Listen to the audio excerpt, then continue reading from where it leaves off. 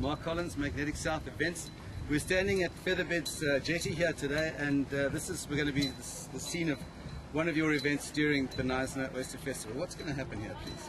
Well, this is the start of the Featherbed Trail Run. The participants will register right here at the Cruise Cafe, and they'll be going right here and boarding the ferries just on the jetty back there. There'll be 3 ferries allocated for the participants, and that'll transport them all the way across the lagoon to the Featherbed Reserve right on the western heads on the far side there. From there, the participants will assemble at the start area, which is just on the edge of the Featherbed Nature Reserve, and they will run along the shore, right along the western heads, eventually finding their way through the magnificent indigenous forest, up the crags to the top, right on the skyline there. And they'll basically be following the skyline, trails along the skyline, all right the way back, along the skyline and back down to Brenton-on-Sea, and from there they will run across the railway line to finish right back here at the Cruise Cafe. It was a sell-out event last year, and we're expecting to fill up 800 participants. And how are you going to get 800 people onto Featherbed at once? The event is run over three phases. We have the morning run, the breakfast run we call that, the lunchtime run, and then the evening run, the night run. And each can hold 250, 260 participants. Your maths isn't bad. I suppose the one that you want to go for is the nighttime run, because that'll be really something quite special. Well, the night run is always special, and it's much more exciting, and there's been a lot of interest from a lot of serious athletes in the night run.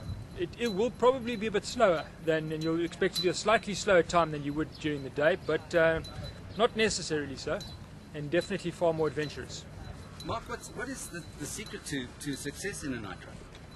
Well, the secret to success in any night event is good lighting. You must have a good headlamp and be able to see as far as you can in front of you. The more you can light up the path in front of you, the faster you can run. Featherbed Trail Run has become a bit of a cult event on the South African athletic calendar. Would you agree with that? Absolutely. We've got a great following. We've got Ryan Sands, the Sandman, is actually coming again. We've got the winner from last year, Rowan Kennedy, is doing another run here. Some top trail runners are coming here, but it is definitely a cult event, attracting people from all corners of South Africa and even some overseas participants. Mark, you're taking 800 athletes and a whole lot of spectators into a nature reserve. It's a nature reserve. How do you get that many people into such a small reserve?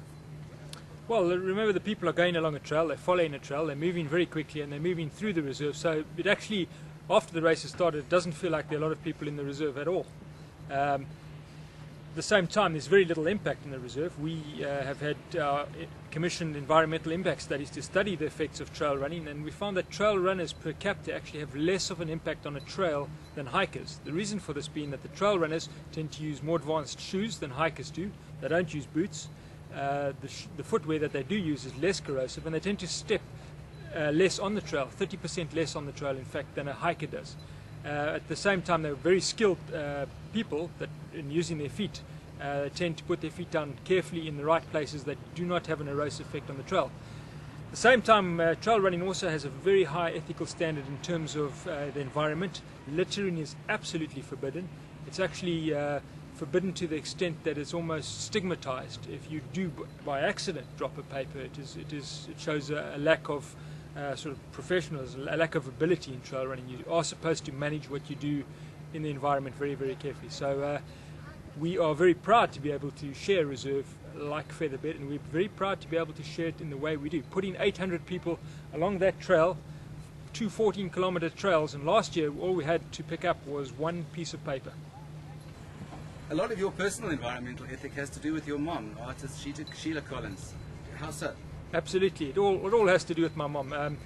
From the beginning, when we were children, we'd always observe my mom coming home from the beach. She would always pick up somebody else's litter that was left behind and take it, put it in a bag, run around, collect it, and encourage us all to do that and take that home to dispose of later through the correct way. And what she told us is that the beach is better off having her been there, or for having us been there. And that is a philosophy that we've tried to bring into our company, Magnetic South, through our events. Wherever we put an event, we want the venue, the hosting venue, to be better off for us having been there. And we'd like that to go for the participants as well. They can come take part in an event like this, knowing that this area, this community, is better off for them having participated. On the question of community, is there a community component to the Featherbed Trail Run? All of the festival events do have a community, it is mandatory to have a community involvement project, and we do raise money here for the development program of the Knysna Canoe Club, which we are very proud to say is one of the most successful development programs. And if viewers wanted to enter now, it's too late, is it? Absolutely, entries are open at the moment and will be open until they fill up. We've had a strong flood of entries in the beginning, but there still are places available At which at address? www.magneticsouth.net. Mark, what is the entry fee for the race include? The entry fee includes the ferry trip across to the Featherbed Nature Reserve, entry to the Featherbed Nature Reserve, the run, and of course a wonderful meal here at the Cruise Cafe after the event. Mark, if you were a spectator and you wanted to see this event, how would you go about that? Well, obviously the best way is to make use of the spectator package and get aboard the paddle cruiser itself and go along and see the actual start of the race and follow the runners as they go along the western heads. If the conditions are good, you can follow them for a long way and then actually come back to the railway line where you'll see it's going to dominate this year with the top athletes coming through. And then finally, who is involved in terms of sponsoring? Who's involved in the Featherbed Run this year? Salomon is obviously the key sponsor that makes this event happen, together with the Featherbed Company and Cruise Cafe.